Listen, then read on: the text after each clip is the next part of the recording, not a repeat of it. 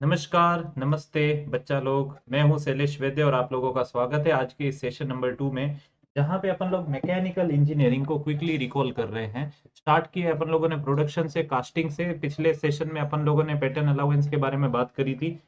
आज के इस सेशन में अपन लोग बात करने वाले हैं about the different types of pattern, about the different types of pattern and will complete it on a higher note. So what is a single piece pattern? सबसे पहले sir, as the name denote, single piece pattern means एक ही section है उसके inside, और जो आप लोगों का जो शेप होगा it will be specifically a simple shape.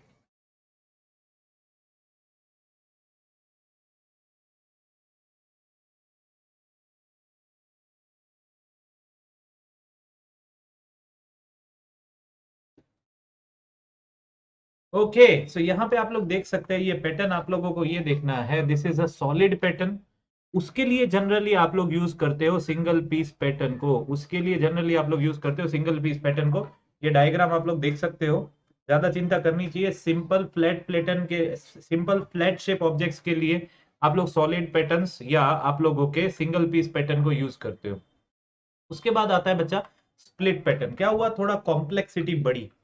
अगर थोड़ा कॉम्प्लेक्सिटी बढ़ी फॉर स्पेसिफिकली कॉम्प्लेक्स शेप्स, तो it has generally you can say two section, और अगर आप लोगों ने दो सेक्शन को जोड़ना है, कुछ ऐसा कुछ है। ये देखिए, इसको अगर आप लोग सिंगल पीस पैटर्न से बनाते हो तो बच्चा यहाँ पे मैंने समझाने की कोशिश करी है कि यहाँ की सैंड भी साथ में निकलेगी, यहाँ पे सैंड भी साथ में निकलेगी, यहाँ की सैंड भी निकलेगी, एंड आप लोगों को सर्कल की जगह ऐसा कुछ शेप मिलेगा। यहाँ पे यहाँ पे ऐसा कुछ शेप मिलेगा। मुझे सर्कल मतलब स्पीयर चाहिए तो स्पीयर की बजाय कुछ और ही मिल जाएगा। So here, for such complex shapes the solid pattern fails बच्चा। For such complex shapes the solid pattern fail, और सॉलिड पैटर्न फेल होने की वजह से we will use the split pattern. Pattern को दो पार्ट में स्प्लिट कर देंगे। So it has two section and these two sections are connected by a dowel pin. इन दोनों को आप लोग डोवेल पिन से ऐसे कनेक्ट करोगे। ये देखो, डोवेल पिन से क्यों? मिस अलाइनमेंट नहीं होना चाहिए भाई साहब। मिस अलाइनमेंट अगर हुआ तो आप लोगों की कैविटी ऐसे कुछ मिलेगी, वहां पे ऐसा कुछ पैटर्न मिलेगा। बात समझ में आई? So that's why to avoid the misalignment between the two portion, dowel pin is dowel pin, you can say we are using. So when we join the two blocks, the joining surface will be called the parting surface, and generally it is used to make a hollow cylindrical casting. Generally it is used to make hollow cylindrical casting. And बच्चा याद रखना है, the top half is called the cope, the bottom half is called the drag, और ये आप लोगों का parting surface है। ये आप लोगों का parting surface है। समझ में आया? सिंगल पीस पैटर्न और आप लोगों का स्प्लिट पैटर्न के बाद मल्टी पीस पैटर्न आता है। मल्टी पीस पैटर्न में we are having more than two pieces. Obviously it is used for complex objects, but यहाँ पे आप लोगों का जो ऑब्जेक्ट है, आप लोगों को दो से ज्यादा ऑब्जेक्ट में इसको तोड़ना पड़ेगा। दो से ज्यादा ऑब्जेक्ट में इसको तोड़ना पड़ेगा। So the top half will be called cope, the bottom half will be called cheek. बच्चा ये नाम पूछते हैं। The bottom half will be called the cheek and the, sorry, middle half is called the cheek and the bottom half is called the drag. तो बच्चा एक multi piece pattern क्या है? Sir it is made up of two or more pieces, and upper one को अपन लोगों ने बोला कोप, मिडल वन को चीक एंड बॉटम वन को ड्रैग। ये आप लोगों को याद रखना है। उसके बाद मैच प्लेट पैटर्न। अब क्या किया? बहुत सारे आप लोगों ने कॉम्प्लेक्स ऑब्जेक्ट्स को एक साथ कास्ट करना है। बहुत सारे कॉम्प्लेक्स शेप्स को एक साथ कास्ट करना है। सो यहाँ पे क्या लिखा हुआ है? Sir in the match plate pattern the cope and drag section of the split pattern are mounted on a metal or a wood plate. ये मैच प्लेट है जिसको अपन लोग मैच प्लेट बोलते हैं, और इसके ऊपर नंबर ऑफ कॉम्प्लेक्स ऑब्जेक्ट्स आप लोग एक साथ वहां पे कास्ट करोगे। So this type of pattern is once again divided into two sections along that parting line, और इसी वजह से इस प्लेट को मैच प्लेट कहा जाता है, और इस पैटर्न को नाम यहां से पड़ा which is your match plate pattern. तो आप लोगों को याद रखना है कि कॉम्प्लेक्स शेप ऑब्जेक्ट्स का मास प्रोडक्शन करना है तो आप लोग मैच प्लेट पैटर्न यूज करोगे। कीवर्ड्स को पकड़ो, कीवर्ड्स को पकड़ो। यहाँ पे मल्टी पीस पैटर्न है और ये आप लोगों का स्प्लिट पैटर्न है। बच्चा एक ऑब्जेक्ट एक बार में बना सकता है, एक ऑब्जेक्ट एक बार में बना सकता है। तो अगर अगर अगर अगर बहुत सारे पैटर्न्स आप लोगों को एक साथ बनाने हैं तो आप लोग क्या यूज करोगे? मास्क पैटर्न में मैच प्लेट पैटर्न का यूज करोगे। किसका यूज करोगे? आप लोग मैच प्लेट पैटर्न का यूज करोगे। ठीक है सर। मैच प्लेट पैटर्न के बाद आता है आप लोगों का गेटेड पैटर्न्स। मतलब there are all the gating elements, मतलब आप लोगों का इन गेट, आप लोगों का रनर, आप लोगों का राइजर, मतलब all the gating elements are the part of our casting, जो जनरली अपन लोग करते हैं, जो जनरली अपन लोग करते हैं। तो यहां पे देखिए क्या होगा, we will use a single runner, अपन लोग ओवरऑल टाइम बचाने के लिए, ओवरऑल अपने एफर्ट्स बचाने के लिए एक ही रनर से नंबर ऑफ कास्टिंग्स को कनेक्ट करोगे, नंबर ऑफ मोल्ड कैविटीज को मतलब आप लोग कनेक्ट करोगे through the, you can say these ingates, ये इनगेट्स आप लोगों के नंबर हो जाएंगे। सो ये सिंगल स्प्रू और सिंगल रनर से, this is called your gated pattern, this is called your gated pattern.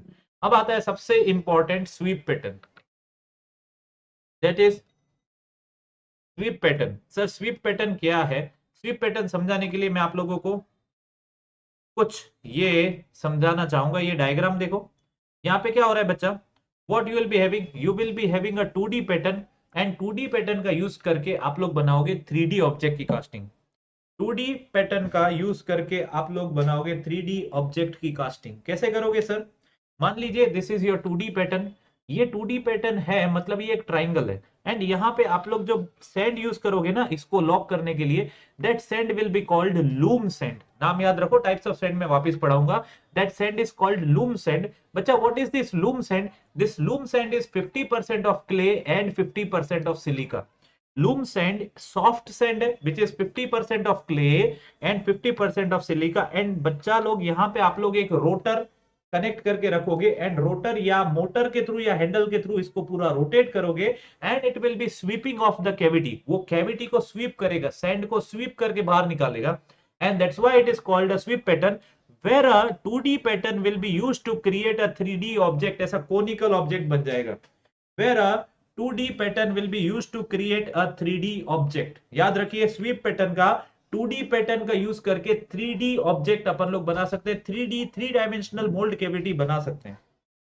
So what we are doing, we are using a 2D pattern, a 2D pattern for you can say making a 3D object। And यहाँ पे important point आप लोगों को याद रखना है, यहाँ पे आप लोगों को इंपॉर्टेंट पॉइंट याद रखना है। आप लोगों के जो बेल्स होते हैं ना मंदिर में, आप लोगों ने देखे होंगे वो बड़े बड़े बेल्स होते हैं, उसको बनाने के लिए, उसको बनाने के लिए वी कैन यूज दिस, उसको बनाने के लिए वी कैन यूज दिस। और इसमें से क्वेश्चन ये होता है कि क्या हम लोग होलो ऑब्जेक्ट भी बना सकते हैं क्या? ये स्कोर का यूज करके अपन लोग होलो ऑब्जेक्ट भी बना सकते हैं। एक आध एग्जाम में क्वेश्चन आ गया था कि क्या अपन लोग स्वीप पैटर्न से सॉलिड ऑब्जेक्ट ही बना सकते हैं?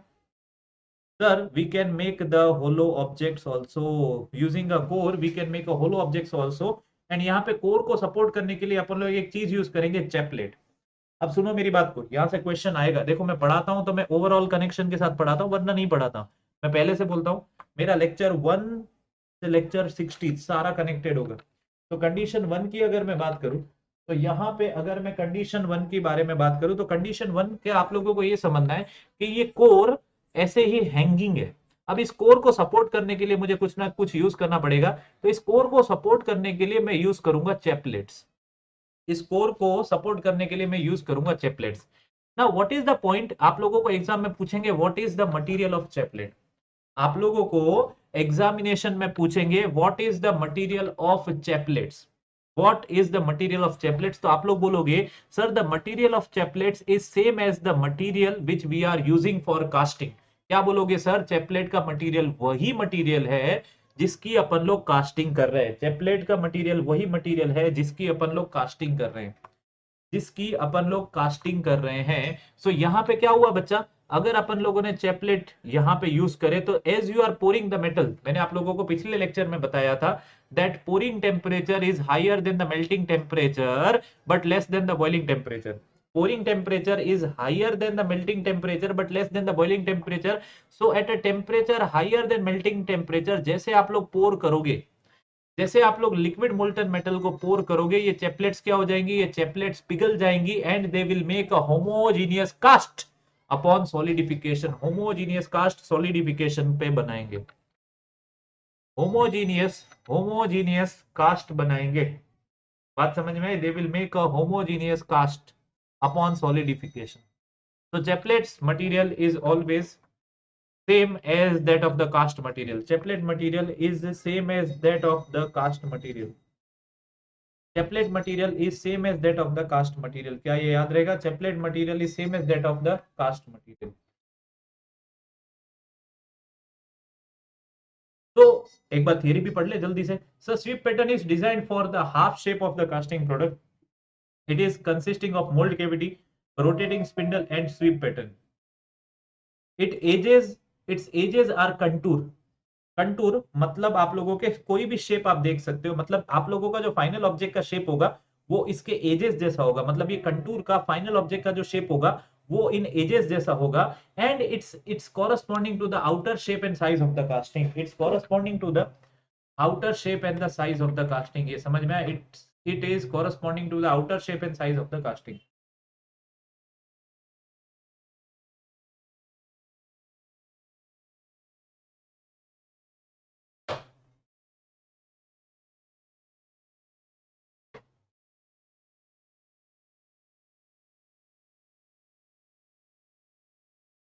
ठीक है बच्चा. तो यहाँ पे देखिए next one is the loose piece pattern. The next pattern that we need to study is the loose piece pattern. So this type of pattern is used when a pattern has projection. ऐसा कुछ projection है तो इसको आप बाहर कैसे निकालोगे? तो आप लोग क्या करोगे, इसको अलग से लूज पीस में बनाओगे और पहले आप लोग इसको निकाल लोगे एंड अंदर कुछ ऑब्जेक्ट इंसर्ट करके लूज पीस को यहां से फिर वापस निकालोगे. पहले आप लोगों ने इसको निकाल दिया तो this will be the hollow cavity, this will be the hollow cavity, this will be the hollow cavity, this will be the hollow cavity, this will be the hollow cavity. और hollow cavity में से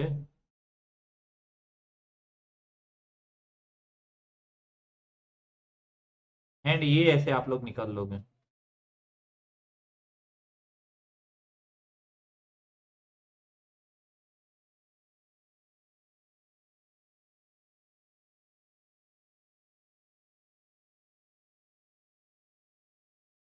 समझ में आया?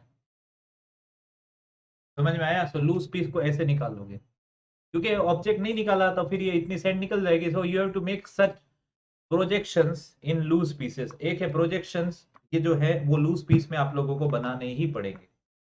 उसके बाद है follow board pattern. When the pattern is you can से weaker, geometrically weak, when your pattern is geometrically weak, when your pattern is geometrically weak.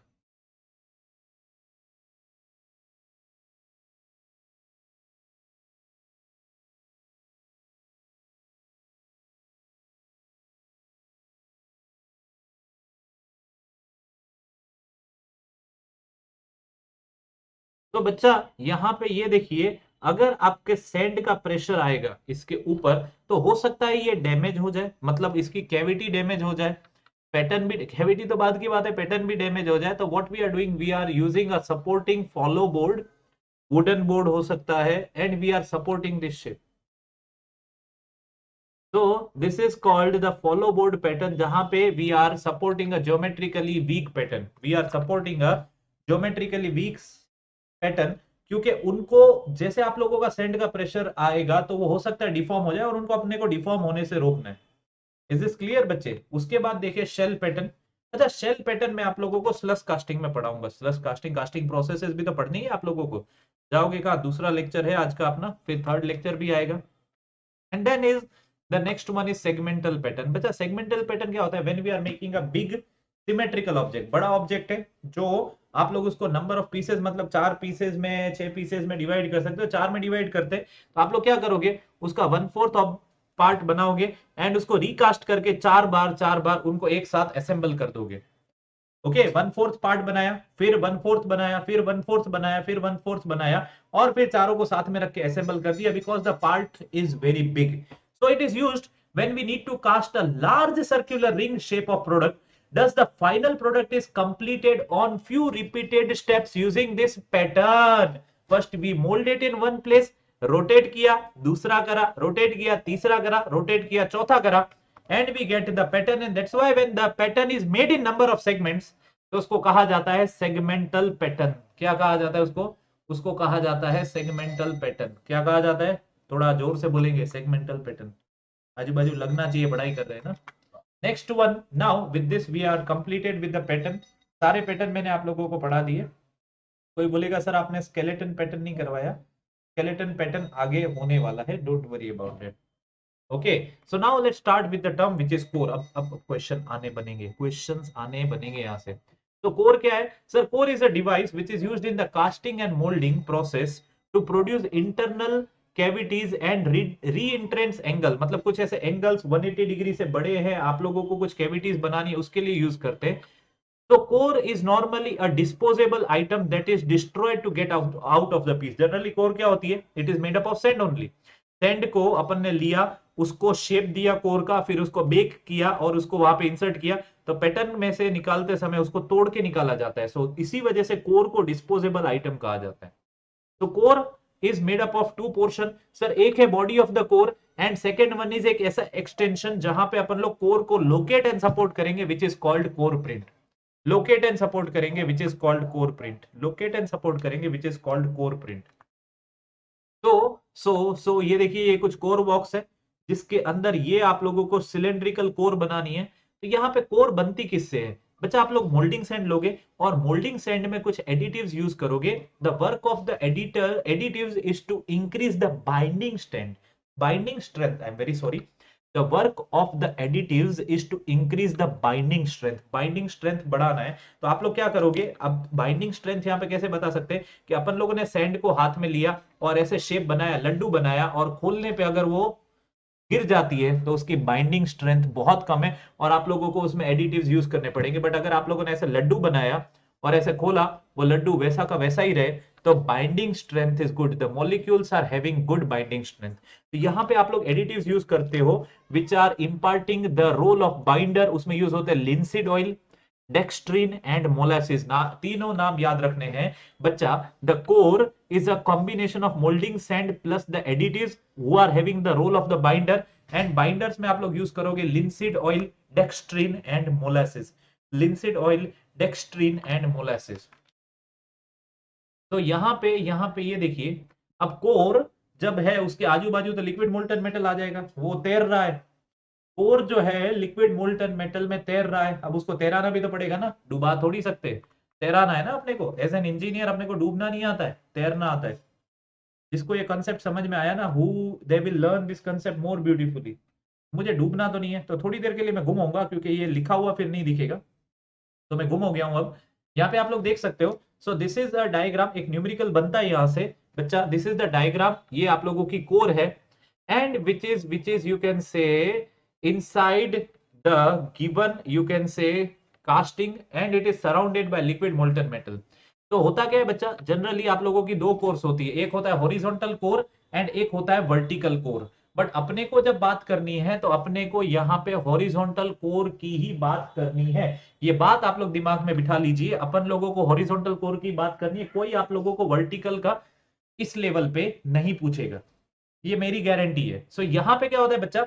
आप लोगों ने शायद फ्लूइड मैकेनिक्स अगर मेरे से पढ़ा है, नहीं पढ़ा है तो पढ़ा देंगे, बट अगर पढ़ा है तो आप लोगों को पता है whenever a body is surrounded by liquid, whenever a body is surrounded by liquid, it is submerged in a liquid, then it is subjected to the buoyant force। एक बॉडी को पानी में डाल दो, then it is always and always subjected to the buoyant force, then it is always and always subjected to the buoyant force। and buoyant force क्या होता है? एक upward force act करता है बॉडी के ऊपर।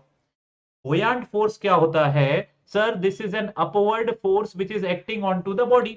तो बच्चा होगा क्या कि ये जो कोर है इसका वेट नीचे की तरफ एक्ट कर रहा होगा inside the liquid molten metal, and buoyant force इसको ऊपर की तरफ रखेगा।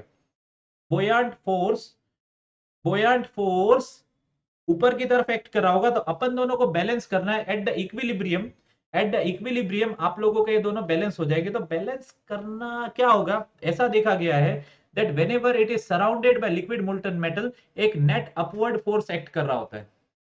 एंड अपना एज एन इंजीनियर गोल क्या होता है? उस नेट अपवर्ड फोर्स को कैलकुलेट करके वहां पे उस कोर को पकड़ के रखना, कोर प्रिंट लगाना। मैं समझाऊंगा क्या होता है।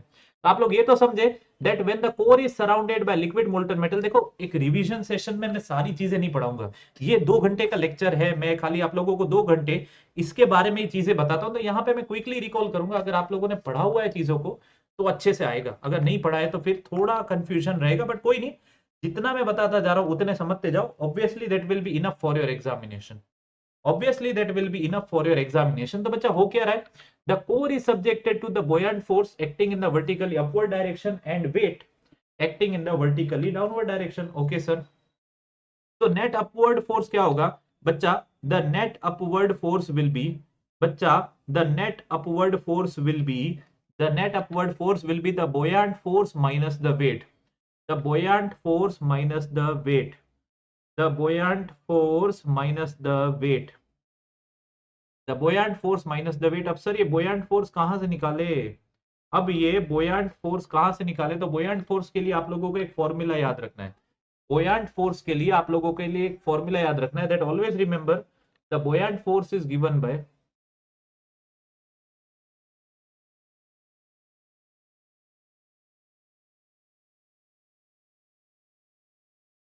so the buoyant force is given by the density of the liquid molten metal into the volume of liquid displaced into G, rho into V into G, so rho into M, rho M, sorry, density of the molten metal into the volume of the core into G।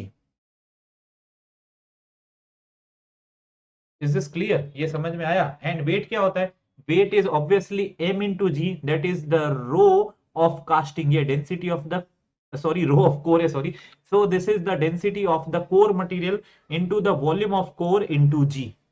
तो यहां पे आप लोगों को याद रखना है that the buoyant force is given by the density of the liquid molten metal into the volume of the core into the G, and the weight is given by the density of the core material into the volume of the core into G। तो यहां पे अगर आप लोग value डालो तो net upward force will be, the net upward force will be rho m into VC into G minus rho C into VC into G. तो बच्चा मैं volume of core and G को कॉमन ले लूं, so this will be the density of the metal minus the density of the core material। तो याद रखिए the net upward force is given by the volume of the core into G into rho m minus rho c into G Vc into G into row M minus rho सी। बच्चा ये formula याद रखना, एक बहुत प्यारा numerical बन सकता है। और अगर मैं G को अंदर जान दूं तो you know that very well, density into G is specific weight, density into G is the specific weight। So net upward force P is equals to the volume of the core into gamma m minus gamma c into gamma m minus gamma c। क्या ये सबको समझ में आया? क्या ये सबको समझ में आया? समझ में आया? तो यहां पे मैंने लिखा भी हुआ है सर, हॉरिजॉन्टल कोर में buoyant force is dominating and vertical core में ग्रेविटी फोर्स इज डोमिनेटिंग। ये आप लोगों को याद रखना है। एंड क्या होता है बच्चा, यहाँ पे मैंने, यहाँ पे यहाँ पे मैंने लिखा हुआ है,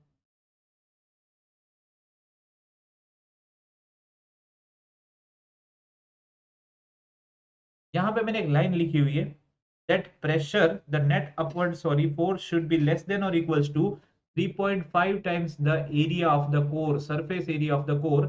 तो बच्चा इससे अपने को पता चलता है कि अगर आप लोगों का नेट अपवर्ड फोर्स जीरो है, यहाँ पे मैंने एक लाइन लिखी है, अगर आप लोगों का नेट अपवर्ड फोर्स जीरो है तो आप लोगों को कोई वहां पे चैपलेट्स का यूज करना नहीं पड़ेगा फॉर द सपोर्ट्स, वहां पे आप लोगों को कोई चैपलेट्स का यूज करना नहीं पड़ेगा for the support.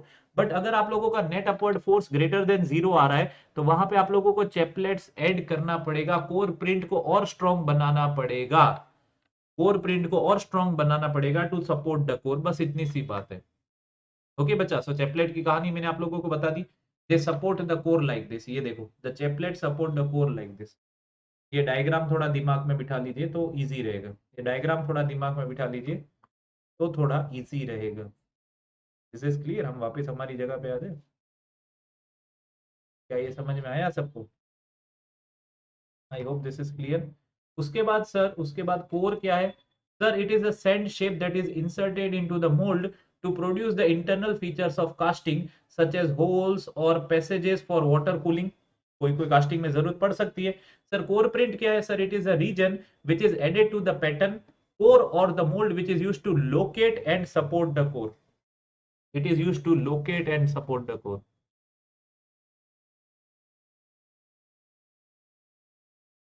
which is used to locate and support the core। समझ में आया? which is used to locate and support the core। and core box क्या है? the mold or the die which is used to produce the casting core। तीन चीजें, core, core print और core box। समझ में आया?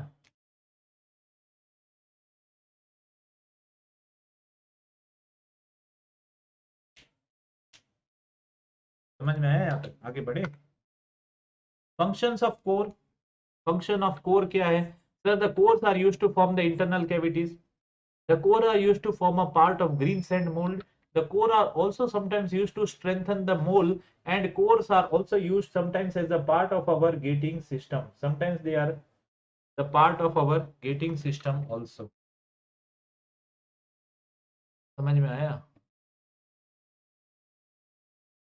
समझ में आया? आगे बढ़े। ये देखिए अब होता क्या है, सबसे पहले क्या करेंगे आप लोग, ग्रीन सैंड लेंगे। सबसे पहले क्या करेंगे आप लोग, ग्रीन सैंड लेंगे। सबसे पहले आप लोग ग्रीन सैंड लेंगे और उससे आप लोग मॉइस्चर होने की वजह से एक स्पेसिफिक शेप देंगे जो आप लोगों का कोर का शेप चाहिए। And what you will do, you will heat it up, you will heat it up at a high temperature. So first of all, the green sand is called green sand because of the availability of moisture content. पर पहले जैसे आप लोगों ने इसको oven में heat किया तो आप लोगों का मॉइस्चर कंटेंट निकल जाएगा, and that type of sand is called dry sand. That type of sand is called the dry sand. And उसके बाद अगर आप लोग उसको, आप देखो आप लोगों ने ड्राई सैंड में मॉइस्चर तो हटा दिया, उसको स्ट्रेंथन कर दिया, मतलब कोर को पका दिया। एंड अब जब आप उसको आप लोगों के कास्टिंग में, मतलब आप लोगों के मोल्ड केविटी में उसको फिट करोगे, जैसे आप लोग लिक्विड मोल्टन मेटल को पोर करोगे, the liquid molten metal will be at a very high temperature, due to which the temperature of sand, due to which the temperature of sand will increase further on, और इसी वजह से उसको कहा जाएगा hot sand, due to the high temperature of moulding sand, due to the high temperature of the, you can say, sorry, liquid molten metal, due to the high temperature of the liquid molten metal। क्या समझ में आया? समझ में आया? बोलिए। तो core print के बारे में मैंने आप लोगों को बहुत चीजें बता दी। अब बात कर ले चिल्स की एंड पैडिंग्स की। तो मैं ये चीज पे बताओ, ये क्वेश्चन में पक्का क्वेश्चन आएगा, ये क्वेश्चन में पक्का आएगा आएगा आएगा, ये क्वेश्चन पक्का आएगा। सो चिल्स क्या है sir? The chills are used to provide the progressive solidification and to avoid the shrinkage cavities. Chills are used to provide the progressive solidification and to avoid the shrinkage cavities. देखो क्या होता है, if you are having a sudden change in the cross section, or you can say sudden not dimensional changes, but अगर आप लोगों का sudden object turn कर रहा है, शेप ऑफ द ऑब्जेक्ट भी टर्न कर रहा है, like this is a L section, this is a T section, तो यहाँ पे होगा क्या, एट दिस रीजन, यहाँ पे ओवरऑल आप लोग देखो तो थोड़ा डिस्टेंस बढ़ जाता है, थोड़ा डिस्टेंस बढ़ जाता है। तो यहाँ पे डिस्टेंस बढ़ने की वजह से the cooling will slow down, and इसी की वजह से क्या होगा, due to the direction of heat transfer, ये सारा दिखाया हुआ है, डायरेक्शन ऑफ हीट ट्रांसफर दिखाया हुआ है। तो यहाँ पे there will be, you can say lesser cooling, less, you can say more time taking cooling over here, और इसी की वजह से यहाँ पे ये कास्टिंग बहुत देर से सॉलिडिफाई होगी, जिसकी वजह से वहां पे पोरोसिटी डिफेक्ट आएगा। क्या आएगा बच्चा? जिसकी वजह से there will be a porosity defect over there, porosity defect होने वाला है। तो पोरोसिटी डिफेक्ट को अवॉइड करने के लिए अपन लोग क्या करेंगे, एक मेटालिक ऑब्जेक्ट को यहाँ पे ऐड कर देंगे। मेटल बहुत ठंडा है, मैकेनिकल इंजीनियर भी कूल होते हैं, मेटल भी कूल होता है, मैकेनिकल इंजीनियर भी कूल होते हैं, मेटल भी कूल होता है बच्चा, and that's why they are called chills. तो यहाँ पे क्या होगा, there will be a progressive, और you can say specific, directional solidification तो बोलना गलत है, but progressive solidification. So chills are used to provide a progressive solidification and to avoid the shrinkage. So chill क्या है sir? They are large heat sink. Thermo वालों ये आप लोग समझ पाओगे, they are large heat sinks.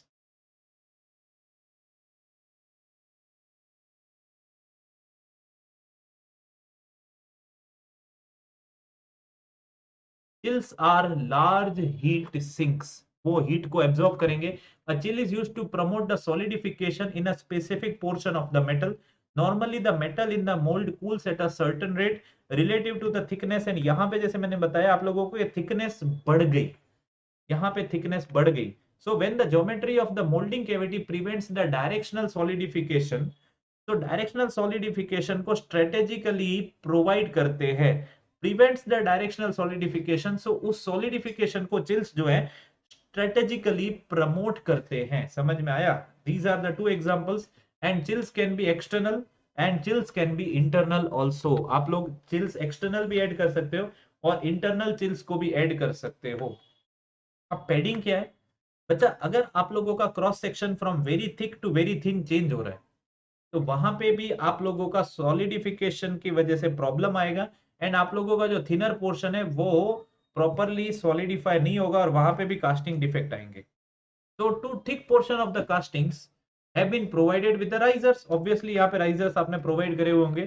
The cooling of this casting will initiate from the thin and move towards the heavier section. यहाँ से यहाँ.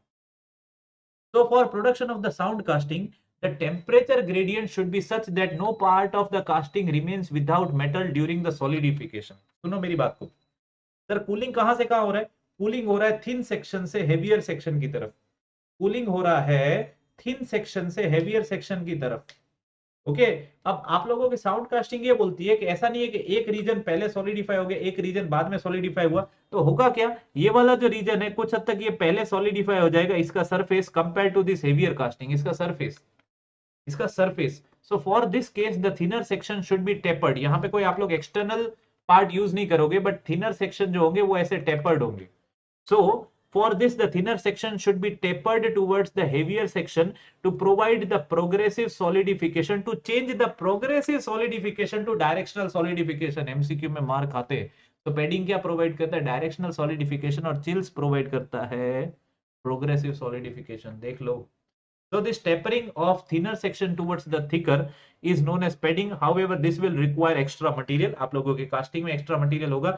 अगर पैडिंग प्रोवाइड नहीं करी तो हो सकता है वहां पे सेंटर लाइन श्रिंकेज हो जाए, पोरोसिटी रह जाए आप लोगों के थिन सेक्शन में. समझ में आया? पोरोसिटी रह जाए आप लोगों के थिन सेक्शन में. आई hope this point is clear. Diagram देख लो. इतना मटेरियल तो आप लोगों का कास्टिंग ये शेप का नहीं होगा, कास्टिंग ये शेप का होगा. समझ में आया? ओके बच्चा. सो अब अपन लोग बात कर सकते हैं with the properties of moulding sand. तो बच्चा नाउ अपन लोग बात करते हैं about the properties of casting sand. सबसे पहले रिफ्रैक्टरीनेस क्या है? Sir it is the ability of the moulding sand to withstand the high temperature. देखो high temperature of the liquid molten metal. तो लिक्विड मोल्टन मेटल का जब high temperature की वजह से जब वो इस सैंड के साथ कांटेक्ट में आएगा, तो अपन लोग ये नहीं चाहते कि आप लोगों की सैंड सॉफ्ट हो जाए, मेल्ट हो जाए या सरफेस पे कहीं चिपक जाए. So it is actually the property of the ability of the moulding sand to avoid the melting, softening or adherence of sand to the casting for making the better casting surface and easier cleaning of the casting. समझ में आया? उसके बाद next property क्या है? Sir it is permeability. ये बहुत important है. Sir it is the ability of our sand to allow the steam and other gases to escape. क्योंकि क्या होगा, जब मेटल सॉलिडिफाई होगा तो वहां पे गैसेस डेवलप होंगी, और वो गैसेस अंदर रह गई तो आप लोगों के होते हैं गैस डिफेक्ट. तो अपना जो मोल्ड है वो परमिएबल होना चाहिए. दैट मीन्स वो पोरस होना चाहिए. पोरस होने का मतलब ये है, it must allow the gases to escape. it must allow the gases to escape. it must allow the gases to escape. Okay. तो यहाँ पे क्या होता है, मैंने एक डायग्राम भी बनाया हुआ है. देखो कोर्स ग्रेन्स हैं, तो कोर्स ग्रेन्स की वजह से क्या होगा, the gases can easily escape from the space between the grains. But अगर ग्रेन्स फाइन है तो उनके बीच में गैप नहीं होगा, और उनके बीच में गैप बहुत कम होगा, जिसकी वजह से गैसेस बाहर नहीं निकल पाएंगी. तो यहाँ पे we prefer the coarse grains, but grains बहुत ज्यादा कोर्स भी नहीं होनी चाहिए. उसकी आगे अगली प्रॉपर्टी में रीजन बताऊंगा. तो to check about the permeability of gases अपन लोग डील करते हैं परमिबिलिटी नंबर से. किससे डील करते हैं बच्चा? अपन लोग डील करते हैं परमिबिलिटी नंबर से. तो याद रखिए, the permeability number is the function of the water content only. Permeability number किस पे डिपेंड करता है? सर परमिबिलिटी नंबर डिपेंड करता है आप लोगों के वाटर कंटेंट के ऊपर. किस पे डिपेंड करता है? आप लोगों के वाटर कंटेंट के ऊपर. एंड आप लोगों को ये याद रखना है that according to this graph ऐसा है कि the maximum value of the permeability is at 8%. क्या होगा, जैसे आप लोग यहाँ पे वाटर कंटेंट बढ़ाते जाओगे तो परमिबिलिटी बढ़ती जाएगी अप टू 8%. एंड 8% के बाद जैसे आप लोगों ने वाटर कंटेंट और बढ़ाया तो परमिबिलिटी कम हो जाती है. ऐसा क्यों होता है मैं आप लोगों को थोड़ी देर में बताऊंगा. तो ये आप लोगों को याद रखना है that this is also called optimum moisture content. 8% is also called the optimum moisture content. 8% is also called the optimum moisture content. इससे कम होगा तो परमिबिलिटी कम, इससे ज्यादा होगा तो परमिबिलिटी कम. बात समझ में? 8% इज ऑप्टिमम। सर सो यहाँ पे इसके साथ डील करने के लिए आप लोगों का परमेबिलिटी टेस्ट करने के लिए आता है परमेबिलिटी टेस्ट, जिससे अपना मिलता है परमेबिलिटी नंबर। तो according to the American foundry association एक स्टैंडर्ड स्पेसिमेन अपन लोग बनाएंगे, एक सैंड का स्टैंडर्ड स्पेसिमेन, जिसका आप लोगों का जो डायामीटर होगा वो होगा 5.08 सेंटीमीटर, मतलब 2 inch, and the height will be equals to diameter. एक सिलेंड्रिकल स्पेसिमेन बनाया जाएगा जिसका height will be equals to the diameter, आप लोगों को याद रखना है 5.08 सेंटीमीटर या 2 इंच। मेरे साथ बोलो sir, the height will be equals to the diameter and it will be equals to 5.08 centimetre और 2 inches. The height will be equals to the diameter and it will be equals to 5.08 centimetre and 2 inches. तो इसी तरह अगर आप लोग इसका cross sectional area निकालो तो इसका क्रॉस सेक्शनल एरिया आएगा 20.25 cm स्क्वायर। कितना आएगा? 20.25 cm स्क्वायर। तो बच्चा परमिएबिलिटी टेस्ट में परमिएबिलिटी नंबर है, आप लोगों को याद रखना है V into H upon P A T. V into H upon P A T. तो V क्या है sir? It is the volume of air passing through the standard specimen. For general cases अगर मेंशन नहीं है तो अपन लोग 2000 centimetre cube इसको लेते हैं।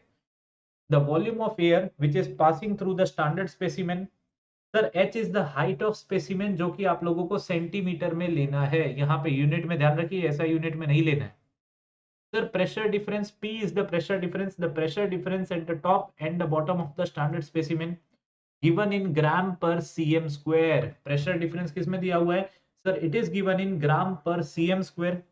Sir what is the area? Sir it is the cross sectional area of the specimen which is also given in cm square. And T, इतनी एयर को पास होने में कितना समय लगता है वो अपन लोग कैलकुलेट करेंगे मिनट में। So T is the time taken by air to allow the gases to escape. तो बच्चा आप लोगों को एग्जामिनेशन में पूछ सकते हैं कि परमिएबिलिटी नंबर क्या है। तो आप लोगों को ये याद रखना है that permeability number is given by V into H upon PAT, where V is the volume of air passing through the standard specimen, H is the height of the standard specimen, P is the difference of pressure, A is the cross sectional area, and T is the time taken by the air to allow the gases to escape in minute। Okay, ये समझ में आया? क्या ये सबको समझ में आया? बोलिए। तो यहाँ पे देखा जाए तो आप लोगों का इन जनरल परमेबिलिटी नंबर होता है 60 to 120। परमेबिलिटी नंबर बहुत कम होने का मतलब ये है कि वो गैसेस को अच्छे से एस्केप करने नहीं देगा, और गैसेस अगर अंदर रह गई तो there are high chances of gas defect. And permeability number बहुत ज्यादा होने का मतलब ये है कि आप लोगों का मोल्ड वीक हो जाएगा। मैं अभी आपको थोड़ी देर में उसके बारे में बात करूंगा, connecting with one more property. तो आप लोगों को याद रखना है, इससे न्यूमेरिकल आ सकता है VH upon PAT, VH upon PAT, VH upon PAT, VH upon PAT. The next property is hardness, which is also called the surface property। बच्चा, it is the property of the molding sand to minimize the erosion, sand का बहना रोकना, and withstand the forces which are due to the liquid molten metal। एक तो pressure force जो उसकी वजह से लग रहा है, and वो erode नहीं होनी चाहिए। So generally हार्डनेस को डिफाइन करते हैं अपन लोग with a mould hardness number. Hardness को किसके साथ डिफाइन करते हैं बच्चा? अपन लोग डिफाइन करते हैं with the mould hardness number. And mould hardness number वैसे तो 0 से लेके 100 के बीच में रहता है, बट फॉर जनरल केसेस अपन लोग चाहते हैं कि अपना मोल्ड हार्डनेस नंबर रहे फ्रॉम 60 to 80। अपना मोल्ड हार्डनेस नंबर होना चाहिए फ्रॉम 60 to 80। अब यहाँ पे ऐसा क्या है, आप लोगों को यहाँ पे मैं कुछ चीज दिखाना चाहूंगा, थोड़ी देर के लिए हम गुम होना चाहेंगे। Sir hardness is inversely proportional to the permeability.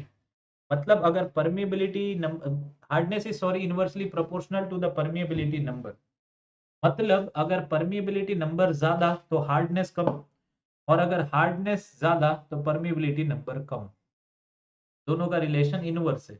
इसी वजह से मैंने आप लोगों को बताया कि अगर मेरा परमिएबिलिटी नंबर मैं बहुत हाई कर दूं 120, तो हार्डनेस बहुत कम हो जाएगी और सैंड इजीली इरोड होने लगेगी। हार्डनेस बहुत कम हो जाएगी बच्चा, और सैंड इजीली इरोड होने लगेगी।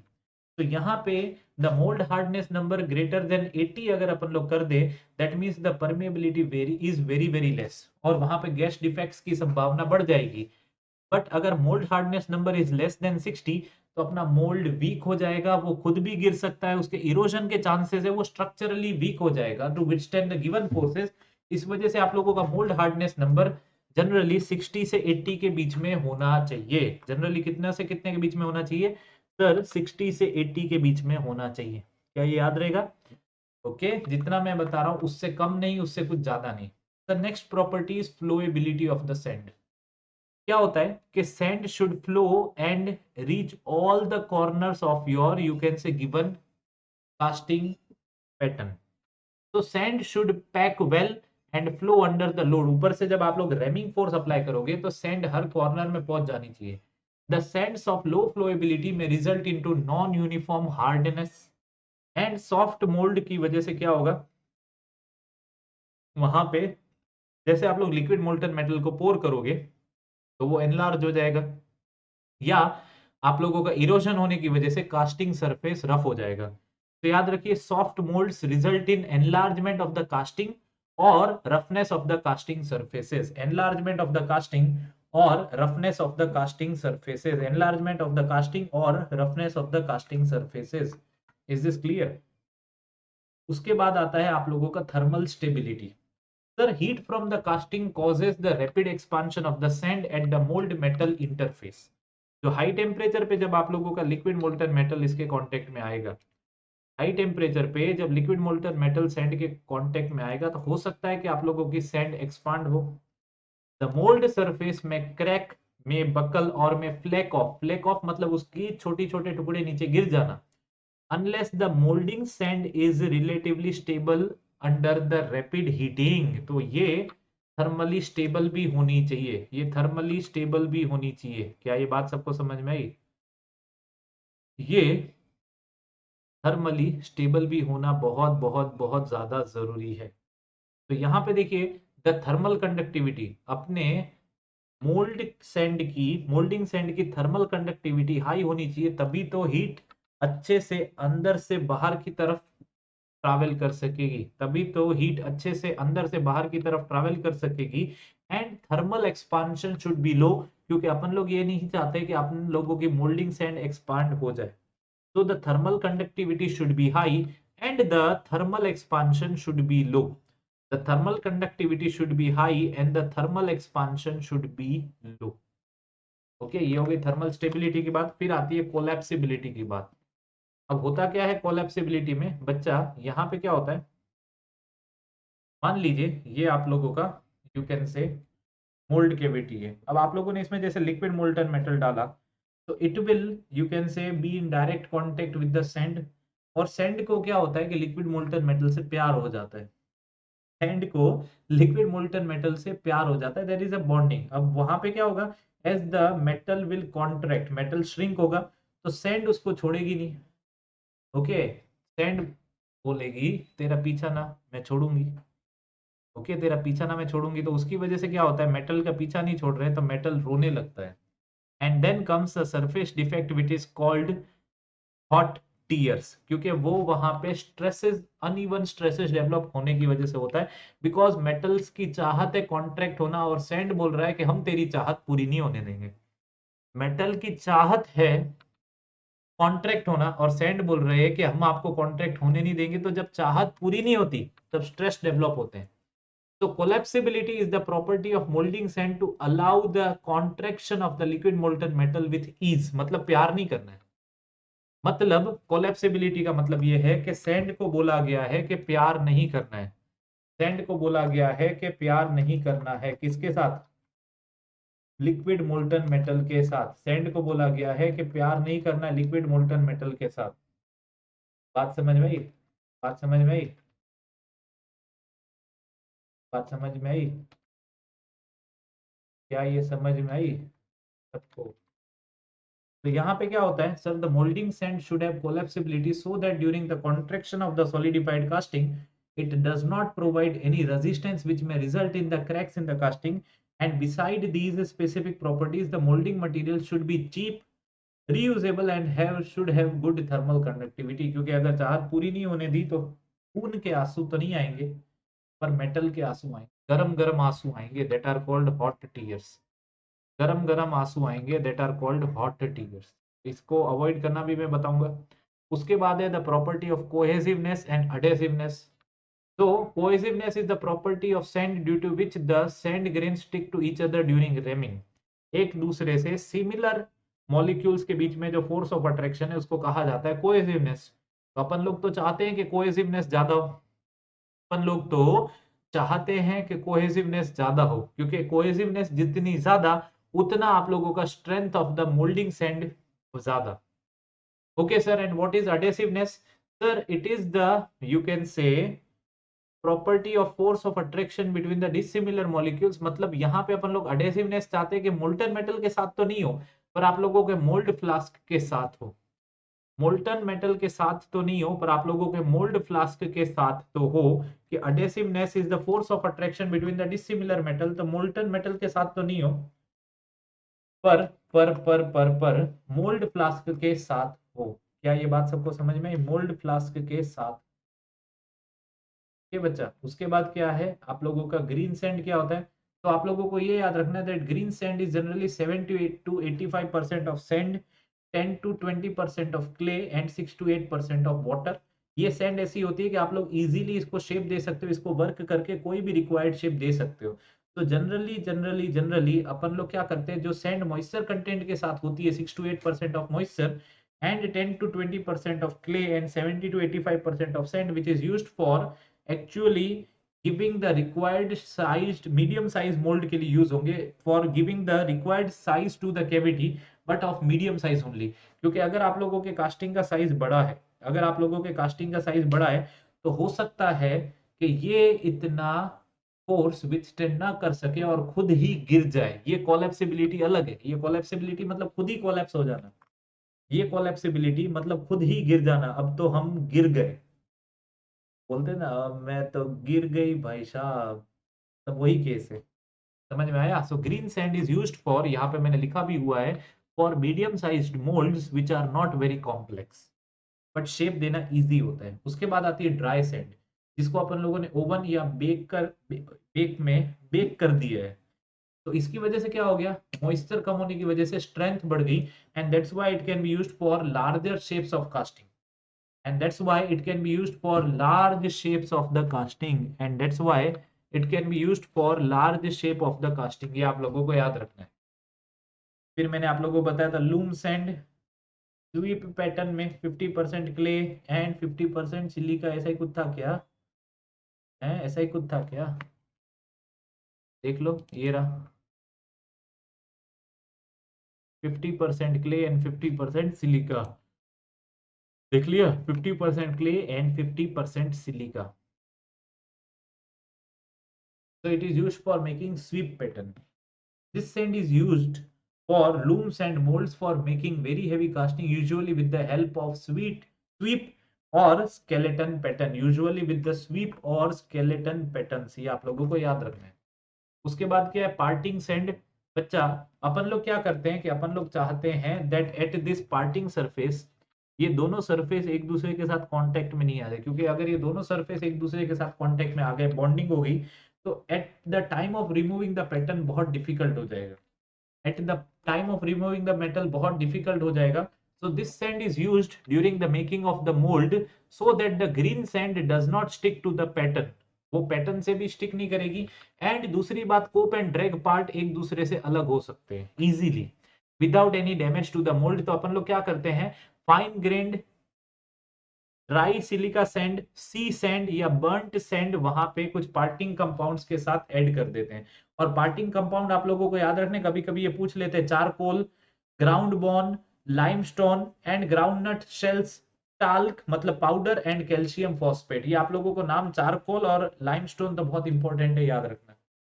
ओके, सो अपन लोग ये चाहते हैं कि अपनी ग्रीन सैंड आप लोगों के पैटर्न के साथ स्टिक नहीं हो, और कोप और ड्रैग को अलग करते समय वो अपने पैटर्न को या अपने मोल्ड केविटी को डैमेज न कर दे। बात समझ में आई? मोल्ड केविटी को डैमेज न कर दे। ओके सर, उसके बाद क्या है, फेसिंग सैंड। क्या होता है, ये सैंड को बार बार फ्रेश सैंड लेके आना is a costly and time consuming affair. अपन तो इंजीनियर है, अपने को तो पैसा बचाना है, तो अपन लोग क्या करते हैं कि अपने पैटर्न के कुछ हिस्से तक, पैटर्न के कांटेक्ट के कुछ हिस्से तक, कुछ हिस्से तक मतलब कुछ हिस्से तक मतलब यहां तक, we use the fresh sand, we use the fresh sand जिसमें कोई भी बर्न्ट पार्ट्स नहीं है, मतलब वो जली हुई नहीं है, पूरी फ्रेश सैंड है जिसमें कार्बोनेशियस पार्टिकल है और वो अच्छे से मतलब सारी प्रॉपर्टीज को फुलफिल करेगी, that is called facing sand. और उसके पीछे का हिस्सा अपन लोग रीयूज करने वाली सैंड से भर देते हैं जिसको कहा जाता है बेकिंग सैंड, जिसको कहा जाता है baking sand. So facing sand is the sand which covers the pattern around it and the remaining box is filled with the ordinary floor sand जिसको बेकिंग या बैकिंग सैंड भी कहा जाता है। So facing sand forms the face of the sand mold which comes in direct contact with the molten metal। and इसी वजह से अपन लोग उसमें चाहते हैं कि उसमें हाई स्ट्रेंथ और हाई रिफ्रैक्टरीनेस हो। क्या हो उसमें? उसमें हाई स्ट्रेंथ और हाई रिफ्रैक्टरीनेस हो। It is made up of silica sand and clay without any addition of used sand, मतलब यूज्ड करी हुई सैंड उसमें नहीं डालनी है। ग्राफाइट हो गया, मोलासिस हो गया, may be added to the facing sand. And इसकी थिकनेस होती है is generally from 20 to 30 mm, 20 से 30 mm होती है। और उसके बाद अपन लोग बेकिंग सैंड इसमें ऐड कर देते हैं। उसके बाद अपन लोग बेकिंग सैंड इसमें ऐड कर देते हैं। क्या ये समझ में आया? क्या ये समझ में आया? बेकिंग और बैकिंग सैंड, ये बैकिंग है, बेकिंग मैं बोल रहा हूँ तो गलत बोल रहा हूँ, very sorry, this is banking, backup, I am very sorry, मैं भूल से बोल रहा हूँ, तो ये बैकिंग सैंड है। So baking sand is the bulk of the sand which is used to keep the facing sand and to fill the volume of the flask। Repeatedly used जली हुई सैंड जो काले कलर की हो गई है, इसी वजह से उसको ब्लैक सैंड भी कहा जाता है। कभी कभी काले कलर की होने की वजह से इसको ब्लैक सैंड भी कहा जाता है, ये आप लोगों को याद रखना है। काले कलर की होने की वजह से इसको ब्लैक सैंड भी कहा जाता है। क्या यहाँ तक समझ में आया? क्या यहाँ तक समझ में आया?